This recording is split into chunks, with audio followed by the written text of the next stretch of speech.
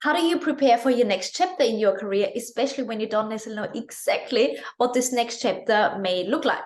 First and foremost, welcome to the club. This is something we are all going to experience sooner or later in one way or another. In fact, the World Economic Forum predicts that by 2030, which in the grand scheme of things is only a few years away, 85 million jobs will be replaced, especially thanks to technology.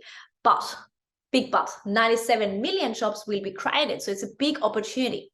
So the question, how do you prepare for what is next, especially when you don't know what's next?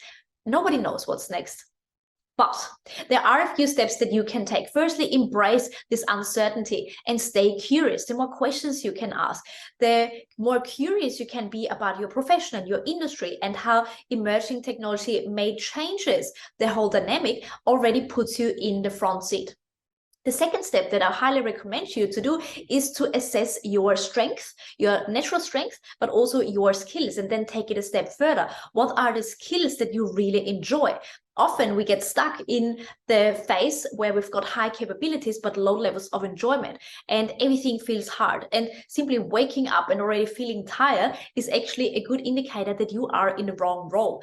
If you want to disrupt yourself and create your own career and business opportunities, well, of course, you want to tap into what you already enjoy and what you are good at, because then you will get better and better simply because you enjoy doing it.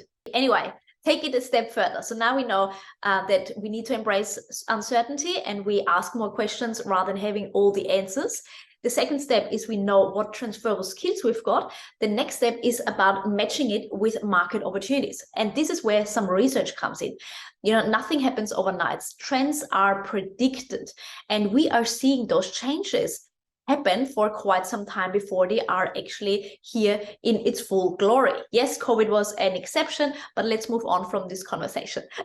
So you want to do some market research and see what already happens in the market, what conversations are going on, what concerns are being raised. You can do primary market research, meaning you're asking your clients or your staff, or your team members, and see what they think. Like, as a leader, also when you don't have the title, your job, your role is to ask more questions rather than having all the answers.